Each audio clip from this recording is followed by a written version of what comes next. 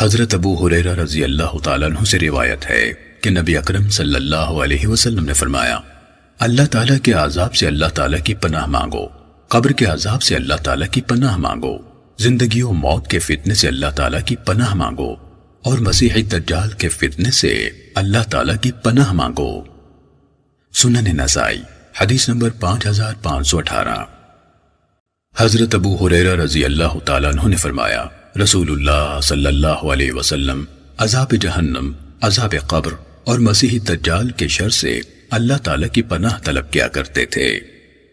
سنن نسائی حدیث نمبر 5519۔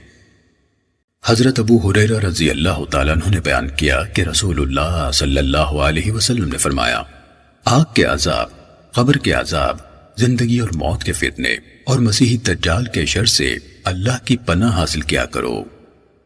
سنن نسائی حدیث نمبر 5520۔ حضرت عائشہ رضی اللہ تعالیٰ عنہ سے روایت ہے کہ رسول اللہ صلی اللہ علیہ وسلم نے دعا کرتے ہوئے فرمایا، اے اللہ، جبرائیل و میکائیل کے رب، اسرافیل کے رب، میں آگ کی تپش اور قبر کے عذاب سے تیری پناہ چاہتا ہوں۔ سنن نسائی حدیث نمبر 5521۔ حضرت ابو ہریرہ رضی اللہ تعالیٰ عنہ نے فرمایا، میں نے ابو القاسم صلی اللہ علیہ وسلم کو دوران نماز فرماتے سنا، اے اللہ، میں قبر کی آزمائش اور عذاب، دجال کے فتنے، زندگی اور موت کے فتنے اور جہنم کی تپش سے تیری پناہ میں آتا ہوں۔ ابو عبد الرحمن یعنی امام نسائی رحمہ اللہ نے کہا، یہ درست ہے۔ سنن نسائی حدیث نمبر 5522۔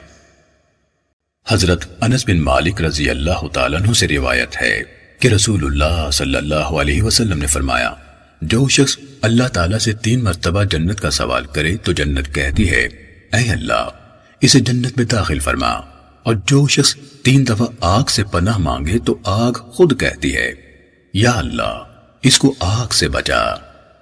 سنن نسائی حدیث نمبر 5523۔